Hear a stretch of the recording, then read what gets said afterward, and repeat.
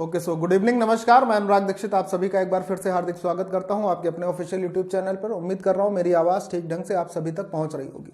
तो सभी बच्चे फटाफट से लाइव आ जाइए। आप लोगों को लाइव क्लास का समय अच्छे से पता है कि डेली हम लोगों की जो लाइव क्लास होती है, खासतौर पर रेलवे के बच्चों के लिए मैथ की अगर आपकी समस्या है तो मैं आपको बता दूं कि एएलपी की परीक्षा हो या रेलवे की कोई भी परीक्षा हो, हमारे ये जो क्वेश्चंस होंगे ना, ये आपके लिए बिल्कुल रामबाण साबित होने वाले हैं। किसी भी आप परीक्षा को दे रहे हैं वनडे एग्जाम में जिसमें मैथ आती है, तो आप ये विश्वास मान के चलिएगा मेरी बात का कि आपकी ये क्लास हर एक रेलवे के और हर एक वनडे एग्जाम जिसमें मैथ है उसके लिए आपके लिए रामबाण साबित होंगे। एएलपी के लिए खास तौर पे बता दूं तो सीबीटी 1 में 20 क्वेश्चन और सीबीटी 2 में 25 क्वेश्चन मोस्ट प्रोबेबली जीएस का सेक्शन पार्ट 2 में सीबीटी 2 में खत्म होने के बाद संभावना ये है कि हो सकता है कि मैथ के क्वेश्चन बढ़ जाएं या हो सकता है मैथ्स के क्वेश्चन ना बढ़ें, लेकिन सीबीटी 1 के 20 क्वेश्चन और सीबीटी 2 के 25 क्वेश्चन यानी 45 क्वेश्चन तो रहने ही वाले हैं। ठीक है, और आपको पता है कि सीबीटी 1 अगर क्वालिफाई है तो उसमें मैथ का स्कोर आपका अच्छा होना चाहिए क्वालिफाई करने के लिए। प्लस दूसरी बात, अगर आप सीबीटी 2 जहां से मेरिट बनती है, मेरे प्यारे दोस्तों ध्यान से समझना, जहां से मेरिट निर्धारित होती है वहां पर अगर आप इन 25 क्वेश्चन को अच्छे से कर ले जाते हैं तो आपका स्कोर अच्छा सा बूस्ट होगा। और स्कोर बूस्ट करने के लिए किसी भी एग्जाम में मैथ्स का रोल बहुत अहम होता है, बहुत इंपॉर्टेंट होता है। तो आप इन क्वेश्चंस को देखिए बहुत ध्यान से मेरे साथ, मैं आपको चीजें बताऊंगा और साथ ही साथ हम लोग जो महाआंदोलन चल रहा है, फिजिकल प्रोटेस्ट चल रही है, उस पर भी बात करेंगे। देखिए एक बड़ा मार्मिक सा कमेंट आया है, मैं आपको दिखा दूं और मैं बच्चे से ये अपील करना चाहूंगा कि भाई इस प्रकार का कोई भी आप काम ना करें। देखिए यहां पर क्या है, आज का जो अगर मैं देखूं तो उसमें एक बच्चा है ये करके, योगेश तिवारी करके नाम है बच्चे का। मैं आपको थोड़ा सा इसको जूम कर देता हूं ताकि आपको और अच्छे से ये दिखाई दे जाए। ठीक है, यहां पर इस बच्चे ने ये कहा है, सबसे पहले तो मैं इससे हाथ जोड़कर निवेदन कर रहा हूं भाई कि आप ऐसा कुछ भी मत करना अगर आप करने वाले हो।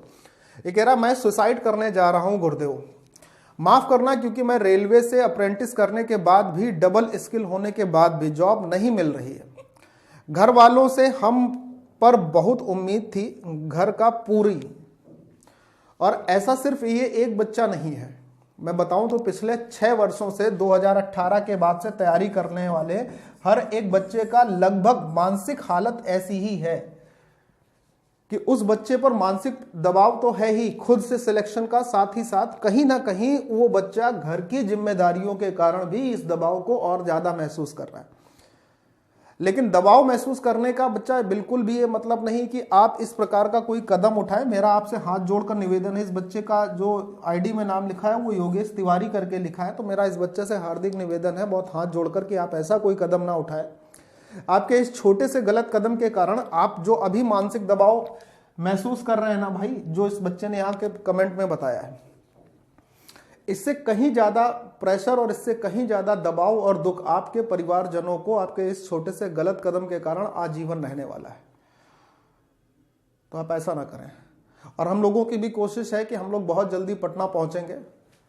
अगर कुछ टीचर्स नहीं पहुंच पाते हैं तो उनकी टीम पहुंचेगी। अब जैसे मैं कोशिश करूंगा कि आज मैं भी पटना पहुंचूं, और अगर मैं नहीं पहुंच पाता हूं तो हमारी टीम से कुछ लोग पटना पहुंचेंगे फिजिकल प्रोटेस्ट में बच्चों के लिए साथ देने के लिए। ठीक है, अच्छा, पढ़ाई के साथ साथ इस वक्त अब आपको फॉर्म भी भरना है।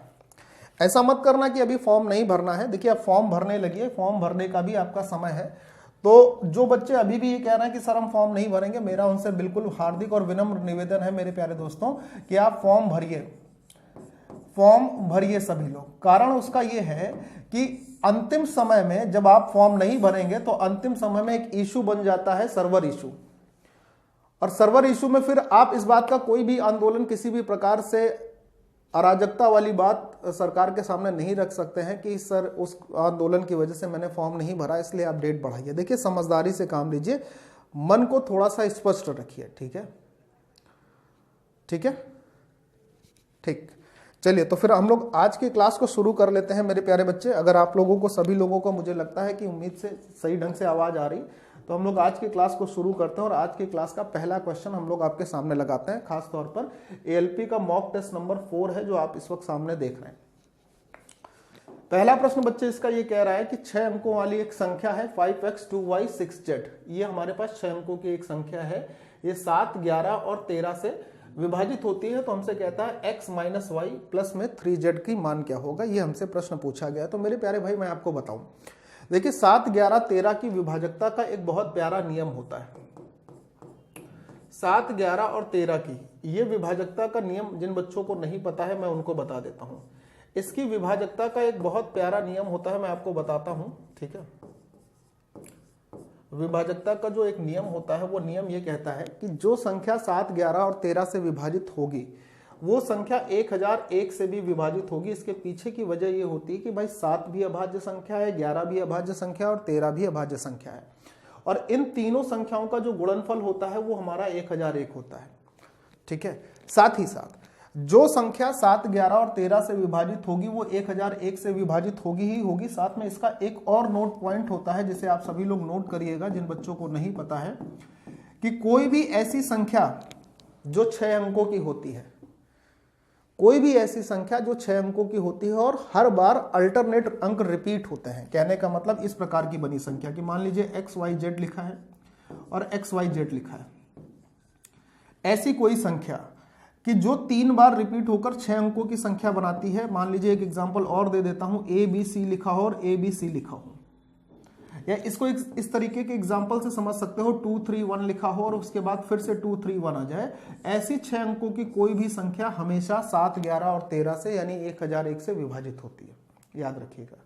तो अगर मैं इस संख्या की बात करता हूं जो हमारे पास एग्जाम्पल के रूप में दी हुई है, ये संख्या दी है 5x 2y 6z, 5x 2y और 6z। इसका मतलब ये होगा कि ये संख्या जो है 6 अंकों की जो दी हुई है, इसमें भी 3-3 अंक हर बार रिपीट हुए होंगे।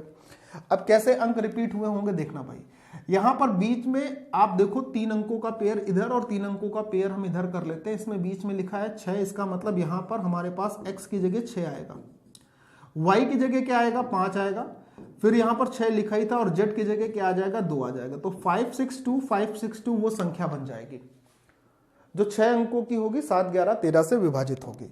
अब इस बात का सिंपल सा मतलब ये हो गया भाई x का मान 6 हो गया हमारे पास, y के मान की अगर बात करें तो y का मान 5 हो जाएगा और z के मान की बात करें तो z का मान 2 हो जाएगा। x का मान 6, y का मान 5 और z का मान 2 हो गया। तो अगर यहां पर हम वैल्यू रख लेते हैं कि x का मान 6 हो गया, y का मान हमारे पास 5 हो गया और z का मान हमारे पास 2 हो गया, तो 3 गुणे 2 यहां पे भी हो जाएगा। 6, 6, 12, 12 में से 5 अगर माइनस कर लेते हैं तो अपना सही उत्तर क्या होगा, 7 होगा। और अपना करेक्ट आंसर भी ऑप्शन नंबर 7 के साथ जाएगा। ऑप्शन नंबर 7 यानी बी ऑप्शन करेक्ट आंसर होगा इस प्रश्न के लिए, ठीक है। तो इस फैक्ट को भी जरूर नोट करना, मैं आपको हर एक पॉइंट, क्वेश्चंस का हर एक पॉइंट बहुत डिटेल में, बहुत प्यार से और बड़ी सहूलियत के साथ बताने की कोशिश करूंगा कि हर एक चीज आपके दिमाग में बहुत अच्छी तरीके से फिक्स हो जाए, ठीक है भाई। तो इसको नोट जरूर करिएगा। आगे के सवाल पर चलते हैं। अगला प्रश्न ये देखते हैं, बहुत ध्यान से देखना है प्रश्नों को और उतने ही ध्यान से हम लोगों को आगे भी बढ़ना है बिना किसी जल्दबाजी के, ठीक है। चलिए अब अगला प्रश्न महाराज हमसे क्या कहता है, जरा इस बात को भी देखते हैं। ये कह रहा है कि एक अंतरिक्ष यान 2 घंटे 20 मिनट में 6625 किलोमीटर की यात्रा करता है और इसके बाद यह 40 मिनट में 824 किलोमीटर आगे बढ़ता है। अंतरिक्ष यान की औसत गति पूछ रहा है, बताना है आपको अंतरिक्ष यान की औसत गति क्या होगी। तो जब कभी भी हम औसत गति की बात करते हैं, एवरेज स्पीड की बात करते हैं, तो मेरे प्यारे बच्चों एवरेज स्पीड का फॉर्मूला क्या बनता है, एवरेज स्पीड जो बनती है वो बनती है total distance upon total time, total distance upon total time, ठीक है, total distance upon total time ये बनती है। तो अगर हम इसको देखें कि टोटल डिस्टेंस कितनी होगी, तो 6625 किलोमीटर यहाँ और 824 किलोमीटर यहाँ, तो 6625 प्लस में 824 किलोमीटर। और समय की अगर हम बात कर लेते हैं तो समय कितना हो जाएगा, 2 घंटे 20 मिनट और 40 मिनट को अगर हम जोड़ेंगे तो हमारे पास टोटल समय होगा 3 घंटे का मेरे प्यारे बच्चे। तो ये हो गया 3 घंटे। अब देखिए आपको पूरा सोल्यूशन नहीं करना होता है, दिमाग से काम लेना होगा। क्या कहना है कि अगर मैं बच्चे इसको जोड़ूंगा तो हमारे पास इकाई की तरफ 9 आएगा और अगर मैं आखिरी में भाग देता हूं तो 9 को अगर मैं 3 से काटूंगा ना तो जो आंसर होगा उसकी इकाई का अंक 3 होगा। आप चाहे तो पूरा जोड़ लीजिए, कोई समस्या नहीं है। आप चाहेंगे तो पूरा जोड़ कर भी उत्तर निकाल सकते हैं। जैसे अगर मैं इसको जोड़ूंगा तो 9 हो जाएगा, फिर 4 हो जाएगा, 8 6 14 के 4 हासिल 1 हो जाएगा और हमारे पास यहाँ पर ये होगा। बट्टे में अगर हम 3 करते हैं तो 3 से डिवाइड करने पर 3 दूनी 6 होगा, 3 चौको 12 होगा, 3 अट्ठे 24 होगा और 3 तीजा 9 होगा, यानी 2483 किलोमीटर प्रति घंटे की उसकी औसत चाल होगी। तो ऑप्शन नंबर ए हमारा करेक्ट आंसर होगा। ठीक है, फॉर्मूला क्या याद रखना था मेरे प्यारे बच्चे? फॉर्मूला याद रखना था कि चाल बराबर क्या होता है, कुल दूरी बटे औसत चाल बराबर क्या होगा कि टोटल दूरी, यानी कुल दूरी बटे कुल समय का हमको यहाँ पर फॉर्मूले का इस्तेमाल करना है। ठीक है, नोट करिएगा सभी बच्चे। और ये लीजिए, हम लोग अगले प्रश्न पर आते हैं। ठीक है, पढ़ लीजिए भाई बहुत अच्छे ढंग से, जल्दबाजी कोई नहीं करनी है, बहुत आराम से बहुत प्यार से चीज़ों को समझना है, बहुत प्यार से चीज़ों को पढ़ना है, हर एक पॉइंट आपसे डिस्कस करने वाला हूँ। ठीक है, योग केंद्र पर 32 लड़कों का औसत वर्कआउट 136 घंटे है। जो 32 लड़के हैं वो औसतन हर एक लड़का 136 घंटे का वर्कआउट करता है, जबकि 88 लड़कियों का औसत वर्कआउट 126 घंटे है। लड़कों और लड़कियों की एक साथ औसत वर्कआउट कितनी होगी? देखिए, लड़कों की अगर संख्या की बात की जाए तो लड़कों की संख्या है 32। ठीक है, लड़कों की संख्या है 32 और यदि हम लड़कियों की संख्या की बात करते हैं तो उनकी संख्या है 28। ठीक, लड़कों की संख्या की बात की जाए तो लड़कों की संख्या है 32 और लड़कियों की संख्या की बात की जाए तो लड़कियों की संख्या है 88। लड़कों की जो संख्या थी उनका औसत वर्कआउट 136 घंटे है, जबकि लड़कियों की संख्या का औसत वर्कआउट 126 घंटे है। अब मैं क्या करूंगा मेरे प्यारे बच्चे कि हमारे पास लड़के और लड़कियों की जो संख्या दी थी ना, इसका अनुपात ले लें तो 8 चौको 32 हो जाएगा और 8 से अगर हम इसको काटेंगे 88 को तो 11 बार में कटेगा। अब देखिए, अगर हमें सभी का यानी लड़कों और लड़कियों का औसत वर्कआउट चाहिए था तो मैं एक काम करता हूं कि मैं इन दोनों औसत वर्कआउट में छोटे वाले हिस्से को यानी 126 को सभी का औसत वर्कआउट मान लेता हूं। मैंने माना कि सभी लोगों का यानी कि सभी लड़के और सभी लड़कियों का औसत वर्कआउट 126 घंटे है, मैंने मान लिया ये। अब 126 जो मैंने माना है उससे 136 का अंतर कितना है? 10 का, और अनुपात कितना था? 4 का। तो 10 गुणे 4 यहां पर हो जाएगा, प्लस साथ ही साथ अब देखना बच्चे, 126 का अंतर 126 के साथ 0 होगा और इसका अनुपात कितना था मेरे प्यारे बच्चे? 11 था। सभी का अगर हमें टोटल वर्कआउट चाहिए तो रेशियो क्या मिला है लड़के और लड़कियों की संख्या का? 4 और 11 मिलकर हो जाएगा 15। करेक्ट है। अब इतने के ही सोल्यूशन आपको देखना है और आंसर की तरफ पहुंच जाना है। 126 एज इट इज प्लस में 10 चौको 40/15 होगा।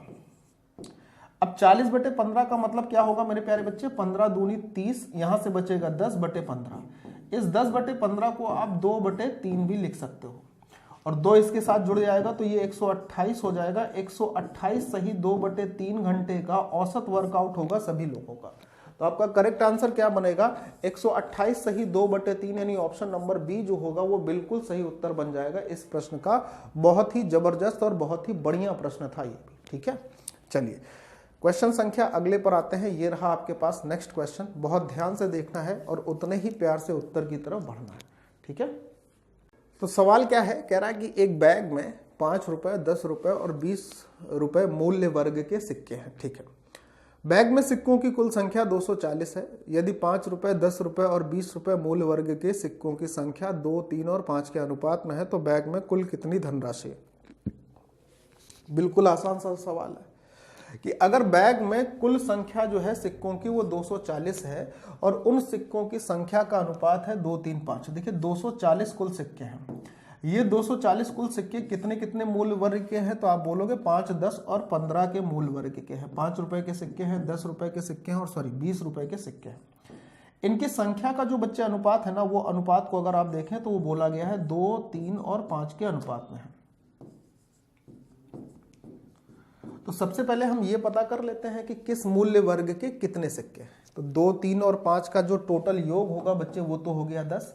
तो इसका मतलब 10 यूनिट का जो मान है वो 240 सिक्कों के बराबर है। तो मेरे प्यारे भाई आप क्या बोलोगे कि 1 यूनिट का जो मान होगा ना सर वो 24 सिक्कों के बराबर होगा। 24 कॉइन्स होंगे 1 यूनिट में, और 1 में अगर 24 कॉइन होगा तो 2 का मतलब 48 सिक्के हो जाएंगे, 3 का मतलब 72 सिक्के हो जाएंगे और 5 का मतलब 120 सिक्के हो जाएंगे। 24 पंचे 120, 24 से 72, 24 दूनी 48। सवाल बच्चा पूछ रहा था बैग में कुल कितनी धनराशि है। तो मैं ये कह रहा हूं बहुत छोटी सी साधारण सी बात कि अगर 5 रुपए के 48 सिक्के हैं तो मूल्य वर्ग कितना होगा, टोटल रुपए कितना बनेगा, 48 पंचे 240 रुपए यहां बनेगा। Yes sir. 10 रुपए के 72 सिक्कों से कितना टोटल रुपया बनेगा, तो आप बोलोगे सर 720 रुपए बनेगा। और अगर मैं यहां पर बात कर लेता हूं कि 20 रुपए के 120 सिक्कों से टोटल कितना रुपए बनेगा, तो आप बोलोगे सर 20 रुपए के 120 सिक्कों से 2400 रुपए बनेगा। तो 2400 रुपए यहां हो जाएंगे। अब अगर हम सभी को जोड़ लेते हैं तो हमारे पास कुल कितने रुपए हैं उसमें आपके पास आ जाएगा 2400 सार 31 और 2 3300 रुपए, ये हो गया 3360 रुपए हमारे पास टोटल रुपए बन जाएंगे। कि टोटल धनराशि जो होगी वो कितने रुपए की होगी, 3360 रुपए की होगी। और आंसर अपना ऑप्शन नंबर डी के साथ पहुंचेगा। किसके साथ पहुंच जाएगा, ऑप्शन नंबर डी के साथ। क्या बात समझ में आ गई सभी बच्चों को, है ना? कोई कठिनाई लगी इस प्रश्न में? बहुत अच्छा क्वेश्चन है ये एक बढ़िया क्वेश्चन है। और खास तौर पे बता दूं कि अब की बार आपसे रेलवे में जो अगर सिक्कों पर क्वेश्चन पूछे जाएंगे तो उसमें सिक्कों पर इसी प्रकार के क्वेश्चन पूछे जाएंगे जिसमें आपके पास सिक्कों की संख्या भी होगी और जिसमें उसका मूल्य वर्ग भी होगा। आपसे यह पूछा जा सकता है जैसे इसमें पूछा गया कि कुल धनराशि कितनी है, या फिर कुल धनराशि देकर यह पूछा जा सकता था कि उसमें कितने सिक्के हैं, यह भी पूछा जा सकता है। ठीक है, तो मतलब ऐसे प्रश्न होंगे जिसमें आपके पास मूल्य वर्ग और सिक्कों की संख्या का अनुपात वो दोनों दिया होगा। ठीक है, याद रखना, बहुत प्यारा क्वेश्चन था ये, इंपॉर्टेंट जरूर लिखिएगा। ठीक है, चलिए सरकार अगले प्रश्न की तरफ हम लोग रुझान ले लें। ठीक है, सुधीर और आशीष की वर्तमान आयु का अनुपात 5 और 7 है। 12 वर्ष पहले उनकी आयु का अनुपात 1 और 2 था। अब से 5 वर्ष के बाद सुधीर की आयु क्या होगी, यह पूछा गया है कि अब से 5 वर्ष के बाद सुधीर की आयु क्या होनी चाहिए। 2 लोग हैं, एक सुधीर हो गया, एक आशीष हो गया। मैं आपको सारे प्रश्नों के सबसे बेस्ट सोल्यूशन बता रहा हूं, इसको आप याद रखना। सबसे बेस्ट सोल्यूशन, इससे छोटा और सरल मिलेगा नहीं। सुधीर और आशीष की वर्तमान आयु जो है इसका अनुपात आपके पास दिया है 5 और 7 का। कितना है बच्चे, 5 और 7 का, 5:7। 12 साल पहले उनकी उम्र का अनुपात था 1 और 2। तो मतलब ये तो है इनकी वर्तमान उम्र का रेशियो। ठीक, इसको मैं और भी शॉर्ट में आपको करना सिखाऊंगा। पहले मैं आपको ये जो चीज समझा रहा हूं उसको देख लेना। इस वर्तमान से अगर हम 12 साल पहले चले जाएंगे, यानी समय 12 साल भूतकाल की तरफ जाएगा, 12 साल पहले, तो जो अनुपात था वो अनुपात था 1:2। अब समझना यह है कि हर बार मैंने आपको यह बताया है कि जब कभी भी आप उम्र के सवालों को सॉल्व कर रहे होंगे तो आप हमेशा याद रखिएगा कि एज का जो डिफरेंस होता है, आयु का जो अंतर होता है, वो हमेशा क्या होता है, वो हमेशा बराबर होता है। चाहे भूतकाल की बात की जाए और चाहे वर्तमान की बात की जाए, आयु का अंतर बच्चे हमेशा क्या रहता है, बराबर रहता है। ये बात याद रखना। जैसे यहां पर आयु का अंतर आप देखेंगे तो 3 दिखेगा और यहां पर आयु का अंतर देखेंगे तो 1 दिखेगा। तो इस अंतर को बराबर कर लीजिए, तो 3 का गुणा आप यहां पे करेंगे और 3 का गुणा जब यहां हुआ तो 3 का गुणा इसमें भी होगा और 3 का गुणा इसमें भी होगा। तो मेरे प्यारे बच्चे, इससे आपको रिजल्ट क्या मिला, इससे आपको रिजल्ट मिला कि पहले सुधीर 5 के रेशियो में था, 12 साल पहले वो 3 के रेशियो में होगा। आज आशीष 7 के रेशियो में है, 12 साल पहले वो 6 के रेशियो में था। तो आप अंतर देखिए, अगर आप अंतर देखेंगे तो इसका भी अंतर 2 है और इसका भी अंतर हमारे पास 2 होना चाहिए था। 1 और 2 है ना, और 5 और 7 था। यहां पर अंतर 2 है, ये कितना है, अंतर 2 है। तो यहां पे भी 2 का ही गुणा होगा, तो यहां 2 का गुणा होगा और यहां पे भी 2 का गुणा होगा। अब देखिए आप, यहां पर अंतर 3 का है आपके पास, कितना है अंतर, 3 का। 5 और 2 का अंतर 3 का है, 7 और 4 का अंतर भी 3 का है। तो इस 3 के कारण ही 12 साल हम लोग पहले गए थे। तो भाई सिंपल सी बात हो गई मेरे प्यारे बच्चे कि 3 यूनिट का मान 12 वर्ष के बराबर है। तो 3 यूनिट का मान अगर 12 वर्ष के बराबर है, 3 यूनिट 12 साल के बराबर हो गई। तो मेरे प्यारे भाई 1 यूनिट का मान 4 साल के बराबर होगा। और बच्चे अगर 1 यूनिट का मान 4 साल हो गया तो हमसे कह रहा है कि अगर हम यहाँ पे उम्र निकालें, 1 यूनिट 4 साल हो गया तो 5 यूनिट 20 साल होगा, 7 यूनिट 28 साल होगा। यानी कि वर्तमान में अगर बात करें तो सुधीर की उम्र 20 साल है और आशीष की उम्र 28 साल है वर्तमान में। और यह कह रहा था अब से 5 साल बाद सुधीर की आयु कितनी होगी। तो जो सुधीर आज 20 वर्ष का है, 5 साल के बाद वो कितने साल का होगा, तो बोलोगे सर 20 + 5, 5 वर्ष के बाद सुधीर की उम्र क्या रही होगी? 20 + 5 यानी कि 25 वर्ष का सुधीर का उम्र रही होगी और ऑप्शन बी हमारा आंसर आ जाएगा। आ जाएगा।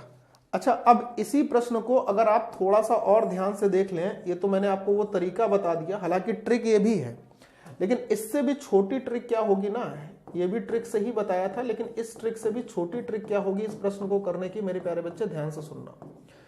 ठीक, इससे भी छोटी ट्रिक क्या होनी चाहिए उसको देखो।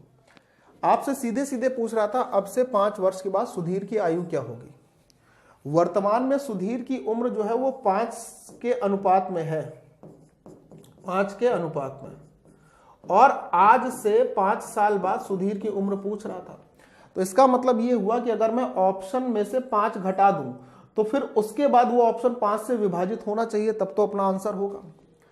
मैं इस 20 में अगर 5 घटाऊंगा तो भी ये 5 से विभाजित होगा, इस 25 में 5 घटाऊंगा तो भी ये 5 से विभाजित होगा, लेकिन अगर मैं 33 में 5 घटाऊंगा 28 मिलेगा, 5 से विभाजित नहीं होगा। 28 में 5 घटाऊंगा 23 मिलेगा, 5 से विभाजित नहीं होगा। इसका मतलब आंसर इन्हीं दोनों ऑप्शन में से होना चाहिए था। ध्यान से सुनना, ऑप्शन इन्हीं दोनों आंसर में से होना चाहिए था। मान लीजिए कि आपने आज बोला कि आज सुधीर की उम्र जो है, वर्तमान अगर उम्र निकालते तो 5 घटाते 15 आता, तो ये 15 हो जाता। 15 का मान अगर 5 होता, 1 का मान 3 होता, तो 7 का मान 21 होता। अब अगर इसमें हम 12 जोड़ेंगे, इसमें भी 12 जोड़ेंगे, 12 घटाएंगे, 12 साल पहले घटाते हैं, अगर इसमें 12 घटाएंगे और इसमें भी 12 घटाएंगे तो इसमें 12 घटाने पर 3 आता और इसमें 12 घटाने पर 9 आता। तब क्या ये दोनों 1 और 2 के अनुपात में आपको दिखे? क्योंकि 12 साल पहले उनकी उम्र का अनुपात तो 1 और 2 था, तब क्या ये 1 और 2 के अनुपात में दिखे? आप बोलोगे नहीं दिखे सर। इसका मतलब ये हुआ कि हम पहले वाले ऑप्शन से आंसर की तरफ नहीं बढ़ सकते थे, तो ये भी खत्म हो जाता, और अगर ये भी खत्म हो जाता तो 4 में से अगर 3 ऑप्शन आपने खत्म कर लिए तो बचा हुआ चौथा ऑप्शन ही आपका आंसर होता। इसको बोलते हैं तरीका ऑप्शन एलिमिनेशन का। क्या बोलते हैं? Option elimination. आप गलत ऑप्शन को हटाकर सही ऑप्शन तक, सही आंसर तक पहुंच सकते हो। क्या बोलते हैं तरीका? ऑप्शन एलिमिनेशन का, मेरे प्यारे बच्चे। ठीक है, और जो बच्चे बिल्कुल बेसिक से सीखना चाहते थे उनके लिए ये ट्रिक भी जानदार है, आप इससे भी सीख सकते हैं। ठीक है, अगला सवाल देखिए भाई, ध्यान से पढ़िए, बहुत प्यार से पढ़ने, बहुत प्यारे प्यारे, बहुत गजब गजब के सवाल है, मैं आपको सच बता रहा हूं, बड़ी मजा आती है इन प्रश्नों को। सबसे पहले तो हमें चुनने में, क्योंकि मैं चुनता हूं अच्छे से प्रश्न आपके लिए। ठीक है, ए और बी के वेतन का जो योगफल है वो हमारे पास 43,000 है। ए अपने वेतन का 95% खर्च करता है, बी अपने वेतन का 80% खर्च करता है। यदि उनकी बचत समान है, इन जो सेविंग है ना वो सेम है, तो ए का वेतन कितना होगा? मेरे प्यारे दोस्त ध्यान से समझना, जब कभी भी हम इनकम की बात करते हैं तो इनकम कब निकलती है? जब हम खर्चे और बचत को जोड़ते हैं ना, खर्चे और बचत को जब जोड़ते हैं तो हमारे पास इनकम निकल कर आती है। ठीक है, थोड़ा इधर होके लिखता हूं क्योंकि उधर से हैंडराइटिंग ठीक नहीं आ रही थी। इनकम क्या होती है? जब हम खर्चे यानी कि खर्च, एक्सपेंडिचर और सेविंग को जोड़ लेते हैं तो हमारे पास क्या निकल कर आती है बच्चे? इनकम निकल कर आती है। ठीक है ना, तो इसी में हमको खेल करना है। 2 लोग हैं हमारे पास, ए और बी, इन दोनों की कुल इनकम 43,000 है। अच्छा, ए अपनी इनकम का, ए अपने वेतन का 95% खर्च कर देता है, तो मेरे प्यारे दोस्त 95% का जो भिन्न में मान होता है वो होता है 19/20। क्या होता है? 19/20। इसका मतलब ये है कि ए की इनकम 20 के अनुपात में थी, जिसमें उसने 19 खर्च कर दिया, तो उसकी सेविंग होगी 1। ठीक है, बी की बात करते हैं। बी अपनी इनकम का 80% खर्च करता है। 80% का जो भिन्नात्मक मान होता है, फ्रैक्शनल वैल्यू होती है, वो बच्चे 4/5 होती है। इस बात का मतलब यह है कि बी की अगर इनकम 5 के अनुपात में है, जिसमें से वो 4 खर्च कर लेता है, तो 1 की सेविंग होगी। बोलोगे हाँ सर, 1 की सेविंग होगी। इसमें एक लाइन और बोली गई कि उनकी बचत बराबर है, तो हमें यहां पर दिख ही रहा है कि भाई साहब इनकी बचत तो बराबर है ही, इनकी बचत तो बराबर है ही। अच्छा, अब देखो इनके इनकम की बात करें तो ए की इनकम 20 के अनुपात में है, बी की इनकम 5 के अनुपात में है, तो 20 और 5 कितना हो जाएगा? 25 हो जाएगा। हो जाएगा। तो 25 की अगर हम बात करते हैं तो 25 जो होगा वो किसके बराबर होगा? तो आप बोलोगे सर टोटल इनकम 43,000 थी, तो हमने कहा ठीक है 43,000। एक का मान क्या होगा? आप बोलोगे सर 25 चौको 100, यानी कि सर एक का जो मान होगा वो होगा 430 × 4 होगा। हाँ सर, हमसे पूछा गया है ए का वेतन क्या होगा। ए का वेतन भाई साहब 20 के रेशियो में है, यानी कि 430 गुणे 4 में हम 20 का गुणा और कर लेंगे तो बच्चा अपना उत्तर आ जाएगा। यहां से हमें ए की इनकम का पता चल जाएगा कि ए की इनकम कितनी थी। 20 चौको 80, 2 0, 8 3 24 के 4 हासिल 2, 8 चौको 32 और 2 34। 34,400 रुपए क्या होगा, ये इनकम हो जाएगी किसकी, ए की। यही आपसे पूछा गया था। बहुत साधारण सा प्रश्न था, लेकिन भाषाई तौर पर देखा जाए तो ये एक बहुत शानदार सा क्वेश्चन है। और अगर आप इसे प्रतिशत की जगह, जैसे रेशियो से मैंने आपको बताया है कि इसके अनुपात का रेशियो ये और ये होगा, इसके अनुपात का रेशियो ये और ये होगा, तो आप इस तरीके से करेंगे ना तो ये प्रश्न की कैलकुलेशन भी कम होगी और ये आपके लिए सरल भी होगा। नोट करिएगा, ठीक है। नेक्स्ट आइए, अगला प्रश्न देखिए। ठीक है, चलिए भाई अगला सवाल। ए बी सी ने 50,000 का एक कारोबार प्रारंभ किया। बी ने सी की तुलना में 6,000 अधिक दिए और ए ने बी की तुलना में 2,000 अधिक दिए। यदि कुल लाभ 10,000 रुपए था, जिसमें ए का हिस्सा हमसे पूछा गया है। मेरे प्यारे दोस्त, बहुत ही बढ़िया क्वेश्चन है पार्टनरशिप का। 3 लोग हैं, ए बी और सी। इन तीनों लोगों ने 50,000 रुपए लगाए। संयुक्त राशि कितने रुपए की, 50,000 रुपए की। और 50,000 रुपए लगाकर एक व्यापार को शुरू कर दिया। मैंने कहा ठीक है भाई, शुरू कर दिया तो कर दिया। अब हुआ मेरे प्यारे बच्चे ये कि बी ने सी की तुलना में क्या किया है, 6,000 रुपए अधिक दिए बी ने सी की तुलना में। तो अगर मान लेते हैं कि हमने सी ने x रुपए दिए, तो बी ने कितने रुपए दिए होंगे, बी ने रुपए दिए होंगे x प्लस 6,000 दिए होंगे। हाँ सर। अच्छा, ए ने बी की तुलना में 2,000 रुपए और अधिक दे दिए। तो अगर ए ने बी की तुलना में 2,000 रुपए और अधिक दिए होंगे तो बी पहले ही से x प्लस 6,000 दे रहा था, तो इसका मतलब 2,000 अगर इसमें ज्यादा करेंगे तो ए ने कितना दिया होगा, x प्लस 8,000। अब इन्हीं तीनों का तो योग है ना 50,000, है ना, इन्हीं तीनों का योग। तो इन तीनों का अगर योग मेरे प्यारे बच्चे 50,000 है, तो इन्हीं तीनों को हम जोड़कर किसके बराबर कर लेंगे, बोलोगे सर 50,000 के। और हर एक स्टेप मत लिखना। जैसे 8 और 6 14,000 इसमें माइनस कर लेंगे तो 36,000 बचेगा, और 36,000 को 3x में डिवाइड करेंगे। इसके लिए आप एक स्टेप लिखना नहीं, ये कैलकुलेशन यहीं पर कर लेना। मान लीजिए कुछ बच्चों को यहां से यहां तक तो लिखना पड़ जाता है, कुछ को भी नहीं लिखना पड़ेगा, तो इतना ही लिखना। इसके बाद फिर लिखने की जरूरत नहीं है। x का मान सीधे सीधे मेरे प्यारे बच्चे कितना आ जाएगा भाई, 36,000/3 का मतलब x का मान बच्चे आ जाएगा 12,000। x का मान 12,000, तो a की राशि कितनी होगी, 12 प्लस 8 20,000 होगी, बोलोगे हाँ सर।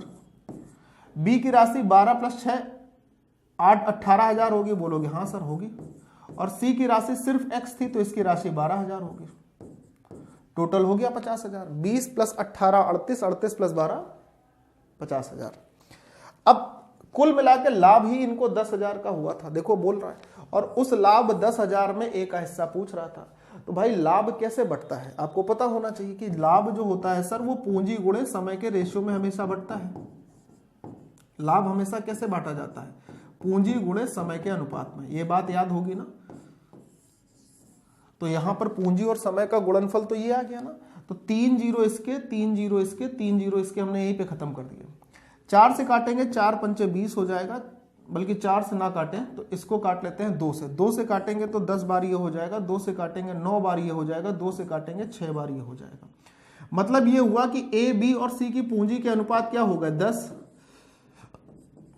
9 और 6। ये ए बी और सी की पूंजी के अनुपात हो गए। तो 10 9 19, 19 और 6 25, मतलब इसी अनुपात में लाभ मिलेगा। तो लाभ का जो रेशियो होगा मेरे प्यारे बच्चे वो कितना होगा, 10 9 और 6 होगा। 10 9 और 6 का मतलब टोटल 25 यूनिट हो गया, और इसी के कारण 10,000 रुपए का टोटल लाभ हुआ था। तो 25 चौको 100, 1 यूनिट का मान आ गया 400 रुपए। मेरे प्यारे भाई, अगर 1 यूनिट का मान 400 आ गया तो ए की हिस्सा कितना होगा, ए का हिस्सा तो 10 के रेशियो में था, तो 10 यूनिट का मान क्या होगा, तो आप बोलोगे सर 10 गुणे 400। और मेरे प्यारे भाई, अगर ए का हिस्सा निकालना था, एस पार्ट, तो 10 का गुणे 400 करने पर आपके पास कितना आ जाएगा, तो आप बोलेंगे सर 4,000 आ जाएगा। यानी उस 10,000 के लाभ में से ए का हिस्सा जो लाभ में से होगा मेरे प्यारे बच्चे वो कितना होगा, ऑप्शन नंबर डी होगा, यानी कि 4,000 होगा। समझ गए सभी लोग। ये पार्टनरशिप का बहुत अच्छा सवाल था। मुंह जवानी है वैसे तो, अगर करा जाए है तो मुंह जवानी, लेकिन कुछ बच्चों को जरूरत लगेगी तो आप लिखना, ठीक है। चलिए नेक्स्ट क्वेश्चन। चलो प्यारे भाई नेक्स्ट क्वेश्चन का आंसर दो फटाक से। इसमें सवाल में आपसे कह रहा है फाइंड द यूनिट डिजिट, इकाई का अंक निकालिए। अच्छा, फैक्टोरियल के विषय में हम आपको कुछ चीजें बता देते हैं, आप याद रखना। जैसे हम फैक्टोरियल 0 की बात करें तो फैक्टोरियल 0 का मान 1 होता है। फैक्टोरियल 1 की बात करते हैं तो फैक्टोरियल 1 का मान 1 होता है। फैक्टोरियल 2 की बात करते हैं तो इसका मान 2 होता है। फैक्टोरियल 3 की बात करेंगे ना मेरे प्यारे बच्चों, तो ये 3 गुणे 2 गुणे 1 होगा, यानी कि इसका मान 6 होगा। ध्यान से सुनना। फैक्टोरियल 4 की बात करते हैं तो इसका मान होगा 4 × 3 × 2 × 1, यानी कि 6 गुणे 4 होगा, यानी कि 24 होगा। फैक्टोरियल 5 की बात करें, ध्यान से सुनना बच्चा, अब यहां से जरूरी है। फैक्टोरियल 5 का मान क्या होगा, 5 गुणे 4 गुणे 3 गुणे 2 गुणे 1, मतलब कि ये 120 होगा। इसी तरीके अगर हम फैक्टोरियल 6 का मान निकालेंगे तो 120 गुणे 6 यानी कि 720 होगा। मैं आपको इस बात से समझाना ये चाह रहा हूं कि 4 फैक्टोरियल के बाद जितना भी फैक्टोरियल होता है, ये लिख लीजिएगा, 4 फैक्टोरियल के बाद जितने भी फैक्टोरियल आपको मिलेंगे, चाहे बड़े से बड़ा मिल जाए, जितने भी फैक्टोरियल मिलेंगे 4 फैक्टोरियल के बाद, 5 6 7 8 जितने भी फैक्टोरियल मिलते हैं या मिलेंगे, जितने भी फैक्टोरियल क्या होते हैं, मिलते हैं, उन सब का जो यूनिट डिजिट होगा, इकाई अंक होगा, वो हमेशा 0 होता है। 5 फैक्टोरियल के बाद जितने भी 5 फैक्टोरियल से लेकर 4 फैक्टोरियल के बाद जितने भी फैक्टोरियल आगे मिलेंगे, उन सब का इकाई अंक हमेशा क्या रहता है, 0 रहता है। इस बात को याद रखना है हमेशा। तो हमको 4 फैक्टोरियल के बाद से आगे के सारे क्या दिखाई देंगे, इकाई के अंक 0 दिखाई देंगे। यानी 4 फैक्टोरियल से पहले तक हमें इकाई के अंक लेने हैं बस। तो 1 फैक्टोरियल में इकाई का अंक 1 होगा, 2 फैक्टोरियल में इकाई का अंक 2 होगा, 3 फैक्टोरियल में इकाई का अंक 6 होगा, 4 फैक्टोरियल में इकाई का अंक 4 होगा। भाई देखो 4 फैक्टोरियल का मान 24 होता है और 24 में इकाई का अंक क्या है, 4 है। इन्हीं को जोड़ना है, 6 4 10 2 12 और 1 13। 13 का मतलब इकाई अंक ही चाहिए था, तो हमारा इकाई अंक जो होगा मेरे प्यारे बच्चों वो कितना आ जाएगा, तो आप बोलोगे सर इकाई अंक जो होगा अपना वो 3 आ जाएगा। तो प्रश्न का उत्तर भी क्या हो जाएगा, आप बोलोगे सर प्रश्न का उत्तर तो 3 ही रहेगा, ऑप्शन ए हमारा बिल्कुल सही आंसर माना जाएगा। ठीक है, चलिए ये बात मैं आपको दिखा चुका हूं, समझा चुका हूं, बता चुका हूं, ऐसा मत करना भाई। ठीक है, चलिए अगला प्रश्न देखिए, पढ़िए, कोशिश करिए। सवाल कहता है भाई कि एक संख्या में पहले 28% की कमी की जाती है, ठीक है, और फिर 28% की वृद्धि की जाती है। इस प्रकार प्राप्त संख्या मूल संख्या से 784 कम होती है, तो मूल संख्या ज्ञात करनी है। बहुत सरल क्वेश्चन है, 10,000 होने की। मैं आपको बताऊं, जब कभी भी आपको वृद्धि का प्रतिशत, मान लीजिए प्लस साइन वृद्धि को दिखा रहा है, वृद्धि का प्रतिशत और कमी का प्रतिशत ये अगर आपस में बराबर हो, वृद्धि का प्रतिशत और कमी का प्रतिशत अगर आपस में बराबर हो, तो उस व्यापार में हमेशा नुकसान होता है, लॉस होता है, और वो नुकसान होता है R²/100% का। टोटल जो होता है वो नुकसान ही होगा ऐसे व्यापार में जिसमें वृद्धि का प्रतिशत कमी के प्रतिशत के बराबर हो, और वो नुकसान कितने का होता है, R²/100 का। अब क्योंकि इस प्रश्न में वृद्धि और कमी दोनों के प्रतिशत 28 दिए थे, तो टोटल अगर आप देखो तो 28 का वर्ग बटे में कितना हो जाएगा बच्चे, 100। 28 का वर्ग बच्चे कितना होता है, 784। 784 बटे 100 होने का मतलब ये हो जाएगा, 2 जीरो से 2 अंक पर दशमलव लग जाएंगे, यानी हम ये कहेंगे कि पूरे व्यापार में 7.84% का नुकसान होगा, यानी हानि होगी। कितने परसेंट की, 7.84% का नुकसान होगा, ये कंफर्म है, और ये आपको भी बात समझ में आ गई होगी। अच्छा, अब क्या कह रहा है कि इस प्रकार प्राप्त संख्या मूल संख्या से 784 कम है। अगर 100 में 7.84 हमने घटाया, मान लीजिए कोई चीज 100% की थी, कोई चीज 100% की थी, और 100 में से अगर हमारा नुकसान हो गया 7.84% का, तो अब वो संख्या कितने परसेंट की होगी, 100 में से 7 घटाएंगे 93, 93 में से इसको और घटाएंगे तो 92.16% की होगी। कितनी होगी, 92.16% की, बोलिए यस होगी। ये कहता है कि जो संख्या प्राप्त हुई है वो मूल संख्या से कम है। प्राप्त हुई संख्या बच्चे क्या होगी? प्राप्त हुई संख्या होगी 92.16 और मूल संख्या क्या होगी? 100%। तो 92.16 मूल संख्या से उतना ही तो कम होगा जितनी हमारी कमी दिखाई दी है। अगर यही बात मैं डायरेक्ट बोल देता ना कि 7.84 784 के बराबर हो गया, तो हो सकता है कुछ बच्चों को ये बात समझ में आती, लेकिन कुछ को समझ में नहीं आती, है ना। तो हमारे पास ये पता चला कि हमारा जो 7.84% है मेरे प्यारे दोस्त, वो किसके बराबर है? वही तो 784 के बराबर है। दशमलव हटा के 2 जीरो बढ़ा लेते हैं, 784 से कट जाएगा, 1% का मान हमारे पास 100 आ जाएगा। 1% का मान 100 आ गया तो मूल संख्या निकालनी थी, यानी 100% निकालनी थी। तो मेरे प्यारे बच्चे 100 गुणे 100 हो जाएगा। और 100 गुणे 100 कितना हो जाता है भाई? आप बोलेंगे सर 10,000। इसका मतलब ये हो गया कि जो मूल संख्या पूछी गई थी मेरे प्यारे भाई वो कितनी होगी? ऑप्शन नंबर सी होगी। ये रहा आपका अगला प्रश्न, ध्यान से देखिएगा। ये बहुत शानदार प्रश्न है इस वक्त आपकी स्क्रीन पर, बहुत ही गजब का प्रश्न है। बहुत ध्यान से सुनना है, बहुत ध्यान से समझना है, पढ़ना भी बहुत अच्छे से है। हमसे आखिरी में कहा गया है कि z और x के बीच का अंतर बताना है, यानी इन दोनों के बीच का अंतर कितना होगा मेरे प्यारे दोस्त, ये बताना है। ठीक है, अब सवाल को देखना समझना। x, y और z तीनों को जोड़ने पर 19 आया। x² plus y² plus z², यानी तीनों के वर्गों को जोड़ने पर 133 आया। और एक ट्विस्ट यहां पर क्या दिया? एक ट्विस्ट यहां पर दिया गया, बोला गया कि xz का मान y² के बराबर है। तो हमें कुछ ऐसी वैल्यू सोचनी पड़ेगी जहां पर हम तीनों को जोड़े तो 19 आ जाए, सबका गुणा वर्गों को जोड़े तो 133 आ जाए, और xz का गुणा अगर हम x में z का गुणा करें तो वो y के स्क्वायर के बराबर हो। ठीक, अब देखिएगा ध्यान से कैसे, अगर हम इसको देखें तो हम क्या मिलेगा। देखो भाई, y² के बराबर हो और तीनों का योग 19 के बराबर आ रहा है, मतलब संख्याएं बहुत बड़ी नहीं होंगी। सारी की सारी संख्याएं क्या होंगी? 3 संख्याएं अगर जोड़कर 19 के बराबर आ रही हैं तो इसका मतलब तीनों संख्याएं 10 से छोटी होनी चाहिए, तभी ऐसा संभव है ना। तो अगर मैं देखूं तो हमारे पास मैं क्या कर सकता हूं? देखो x का मान मैं क्या बोल दे रहा हूं, मान लीजिए x का मान मैंने बोल दिया 9। ठीक, y का मान मैं बोल लेता हूं 6, तो 9 और 6 15। तो z का मान बच्चे कितना होना चाहिए? 4 होना चाहिए। 9 6 15 4 19 हो गया। 19 बोलोगे? हाँ सर हो गया। इनके वर्गों का योग देख लीजिए, 9 का वर्ग 81, 6 का वर्ग 36 और 4 का वर्ग 16।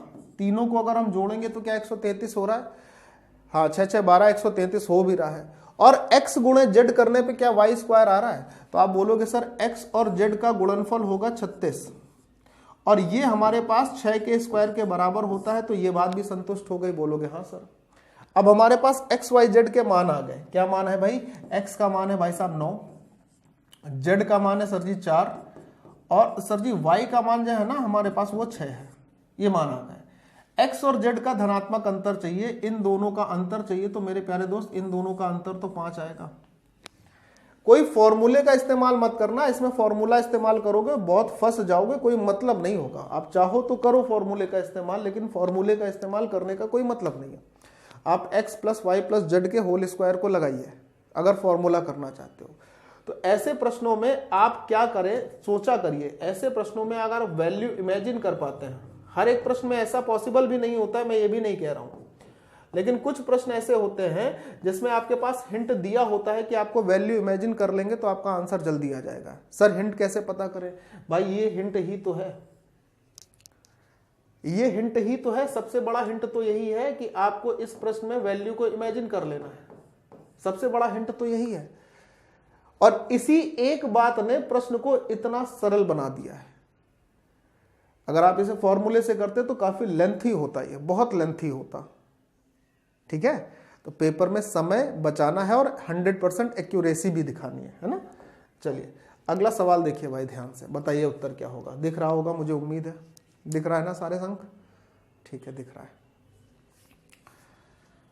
चलो सर जी सवाल पढ़ो भाई सभी लोग फटाफट से। मुझे पता है कुछ बच्चे मुझे गाली भी दे रहे होंगे, क्लास क्यों चलाई, क्लास क्यों चलाई। मैंने कल भी बोला था भाई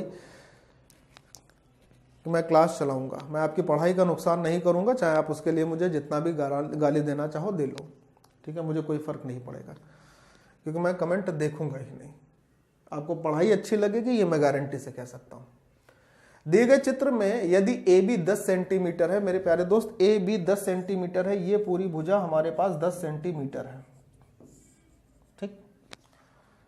सी डी 7 सेंटीमीटर है, सी डी भुजा का मान 7 सेंटीमीटर है। सी डी कहां है भाई, सी डी भुजा का मान 7 सेंटीमीटर है। ये पूरी भुजा जो है वो हमारे पास 7 सेंटीमीटर की दे रखी है। उसके बाद कह रहा है एच डी का मान 4 है, ये एस डी भुजा है, ये हमारे पास 4 सेंटीमीटर की दे रखी है। और लास्ट में क्या कहता है, कह रहा है ए एस भुजा, ये ए एस भुजा है, ये दे रखी है 5 सेंटीमीटर। तो मेरे प्यारे भाई ऐसे सवाल में आपको थ्योरम होती है एक, जिसे आपको याद करना होता है। क्या थ्योरम होती है, एक प्रमेय होती है, जिसे आप अगर याद करें तो डायरेक्ट प्रमेय का ही ये सवाल है। डायरेक्ट प्रमेय पर ये पूछा गया है, प्रमेय है ये डायरेक्ट।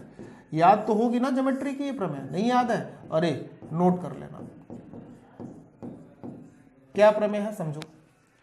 जब किसी भी चतुर्भुज की चारों भुजाओं को स्पर्श करता हुआ एक वृत्त बनता है, ध्यान रखना, किसी भी चतुर्भुज की, जरूरी नहीं कि वो वर्ग हो आया तो कुछ, किसी भी चतुर्भुज की चारों भुजाओं को स्पर्श करता हुआ कोई वृत्त बनता है तो उस चतुर्भुज की आमने सामने की भुजाओं का योग बराबर होगा।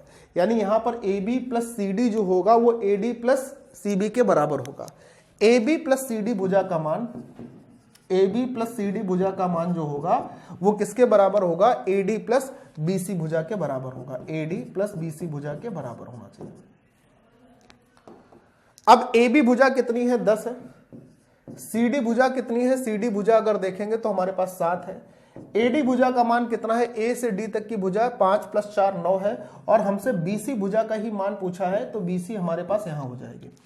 10 + 7 17, 17 में से 9 को घटा लेंगे तो हमारे पास 8 आ जाएगा। 9 + 8 17, यानी बीसी भुजा का मान मेरे प्यारे बच्चों कितना आएगा, 8 सेंटीमीटर आ जाएगा। और ऑप्शन नंबर डी ही हमारा करेक्ट उत्तर बन जाएगा। क्लियर है, नोट करिए, ठीक है। चलिए नेक्स्ट देखिए, अगला सवाल बहुत प्यारा सा, एक और जबरदस्त सा बढ़िया सा क्वेश्चन आपकी स्क्रीन पर है। पढ़िए सरकार, पढ़िए भाई सभी लोग फटाफट से। ये सवाल क्या कह रहा है, ये सवाल ये कह रहा है एक वस्तु का लागत मूल्य यानी कि क्रय मूल्य और अंकित मूल्य के बीच का अनुपात है 4 और 7 का। एमपी पर 20% की छूट दी गई, यानी अंकित मूल्य पर 20% की छूट दी गई और दुकानदार ने 80 रुपए का लाभ कमा लिया। जब दुकानदार अंकित मूल्य पर 20% का डिस्काउंट देता है तो वो 80 रुपए का लाभ कमाता है। वस्तु का सीपी ज्ञात करें, यानी कि उस वस्तु का क्रय मूल्य आपको ज्ञात करना है, सीपी ज्ञात करना है। बहुत ध्यान से समझना, बहुत अच्छा सवाल है। अब अगर किसी वस्तु के क्रय मूल्य और अंकित मूल्य का रेशियो आपको दिया है कि ये क्रय मूल्य हो गया सरकार और ये अंकित मूल्य हो गया, इसका अगर अनुपात दिया है, मेरी राइटिंग को क्या हो रहा है, क्रय मूल्य और अंकित मूल्य का जो अनुपात है वो 4 और 7 को दिया हुआ है। तो मैं ये बोल लेता हूं कि अगर मैं इसको 400 और इसको 700 मान लूं तो कोई फर्क पड़ेगा क्या? आप बोलोगे सर नहीं पड़ेगा, कोई फर्क नहीं पड़ेगा। ठीक है, एमपी पर 20% का डिस्काउंट देने के बाद दुकानदार 80 रुपए का लाभ कमाता है। इस अगर अंकित मूल्य पर मैं 20% का डिस्काउंट दे लेता हूं तो हमारे पास विक्रय मूल्य आ जाएगा, जो इस अंकित मूल्य का कितने परसेंट होगा? आप बोलोगे सर इस पर तो 20% का डिस्काउंट हो ही गया ना। तो अब जो अंकित विक्रय मूल्य होगा इसका 80% होगा, यानी कि 4/5वां हिस्सा होगा ना। 700 का 4/5 हिस्सा करेंगे तो 560 होगा। कितना होगा? 560। यानी कि जो वस्तु का अंकित मूल्य 700 था, अगर उस पर 20% का डिस्काउंट दे दिया गया, 20% का मतलब 140 रुपए का डिस्काउंट दे दिया गया, तो वस्तु कितने की बिकी होगी? 560 की। अब खरीदी अगर आपने 400 की और बेची 560 की, तो प्रॉफिट कितना हुआ? तो बोलोगे सर 160 यूनिट का दिख रहा है यहां पर। आप बोलोगे सर लाभ हो रहा है 160 का, और सवाल के हिसाब से तो लाभ सिर्फ 80 रुपए का ही था। तो 160 का मान अगर 80 रुपए है तो एक का मान होगा 80/160, यानी कि 1/2 रुपया। तो वस्तु का क्रय मूल्य ही तो ज्ञात करना है। क्रय मूल्य कितना माना है? 400। तो 400 गुणे 1/2 अगर हम करेंगे, 1/2 करेंगे, उस वस्तु का सीपी हमारे पास नहीं आ जाएगा क्या? तो आप बोलोगे सर उस वस्तु का जो क्रय मूल्य होगा ना मेरे प्यारे बच्चे, वो 200 रुपए हो जाएगा। ऑप्शन नंबर सी हमारा बिल्कुल सही आंसर होगा।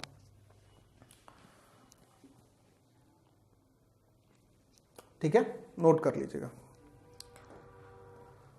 नेक्स्ट देखिए, आहा बहुत प्यारा क्वेश्चन, बहुत प्यारा क्वेश्चन। पढ़िए, आराम से पढ़िए, कोई जल्दबाजी नहीं, बिल्कुल आराम से पढ़िएगा सर, ठीक है।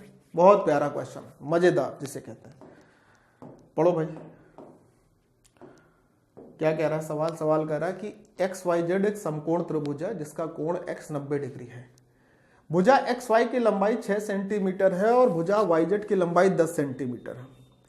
यदि त्रिभुज एक्स वाई जेड के अंतःवृत्त का केंद्र C है तो अंतःवृत्त द्वारा घिरे क्षेत्र के अतिरिक्त भाग का क्षेत्रफल वर्ग सेंटीमीटर में ज्ञात करना है। सवाल बहुत सरल है, समझने की देर है, सुनिएगा।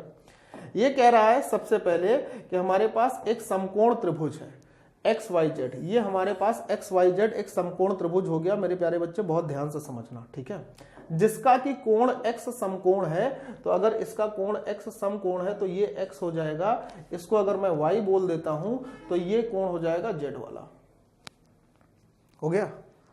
इसमें भुजाएं दे रखी हैं।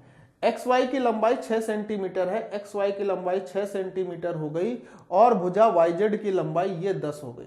तो अगर एक्स वाई 6 है, ये 10 है, तो पाइथागोरस प्रमेय से ये वाली भुजा जो कि एक्स जेड है वो 8 आ जाएगी।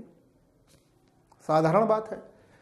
अब एक्स वाई जेड त्रिभुज के अंतःवृत्त का केंद्र दे रखा है C, मतलब इसके अंदर एक वृत्त बना है और उस वृत्त का जो केंद्र है वो C है।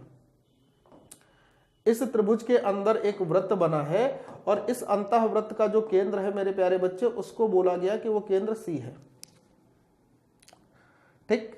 तो अंतःवृत्त के द्वारा घिरे क्षेत्र के अतिरिक्त भाग का क्षेत्रफल क्या होगा? मतलब इस त्रिभुज के अंदर और वृत्त के बाहर जो क्षेत्र बचा है उसका क्षेत्रफल क्या होगा? मतलब जानते हैं कौन से भाग का क्षेत्रफल पूछ रहा है आपसे?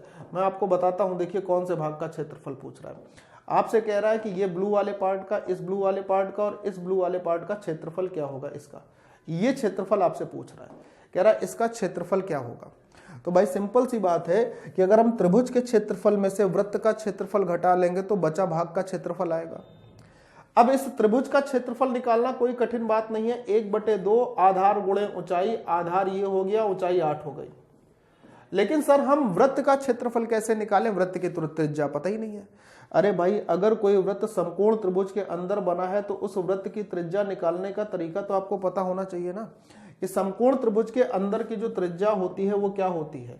समकोण बनाने वाली भुजाओं का योग, ध्यान से सुनना, यानी कि लंब प्लस आधार, परपेंडिकुलर प्लस बेस माइनस का हाइपोटेनियस अपॉन में 2। तो लंब कितना है 6, आधार कितना है 8, माइनस में हमारे पास 10/2। तो 8 और 6 14 में से 10 घटा लेंगे, 2 बचेगा।